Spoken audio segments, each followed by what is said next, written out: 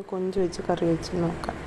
പാത്രം എടുത്ത് അതിൽ എണ്ണ ഒഴിച്ച് തേങ്ങ ഇട്ട് നല്ലോണം മൂത്ത് വരുന്നവരെ ഇളക്കി കൊടുക്കണം.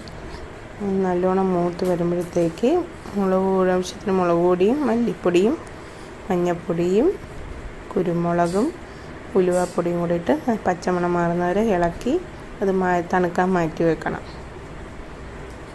എന്നിട്ട് ഞാൻ നേരത്തെ ഉള്ളിയും പച്ചമുളകും ഇഞ്ചിയും വെളുത്തുള്ളിയും എല്ലാം കൂടെ അരിഞ്ഞ് വെച്ചിട്ടുണ്ടായിരുന്നു.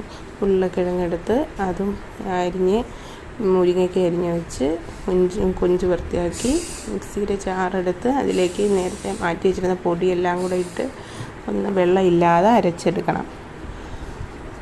നല്ലോണം അരച്ചെടുത്ത് ഇതേപോലെ കിട്ടും. പിന്നെ ചട്ടി വെച്ച് എണ്ണയും ഒഴിച്ച് കടുകും വറ്റമുളകൊക്കെ ഇട്ട് ഉള്ളിയും നേരത്തെ അരിഞ്ഞ് വെച്ചിരുന്ന ഉള്ളിയും വെളുത്തുള്ളിയും പച്ചമുളകും ഇഞ്ചിയും കൂടെ ഒക്കെ ഇട്ട് വരട്ടിയെടുത്ത് ഇച്ചിരി ഉപ്പും കൂടെ ഒഴിച്ച് വരട്ടിയെടുക്കണം. അത് കഴിഞ്ഞ് ഉരുളക്കിഴങ്ങും ഇടണം. ഉരുളക്കിഴങ്ങ് വേവ് കൂടാൻ അന്നേരം ഇടണം. അത് കഴിഞ്ഞ് പൊടിയും ഇട്ട് കൊഞ്ചും ഇട്ട് ഇളക്കി കൊടുത്ത് പിന്നെ അതിൽ ആവശ്യത്തിനുള്ള വെള്ളവും ചേർത്ത് ഇളക്കിയിട്ട് മുരിങ്ങയ്ക്കയും കൂടെ നമുക്ക് ഇടാം.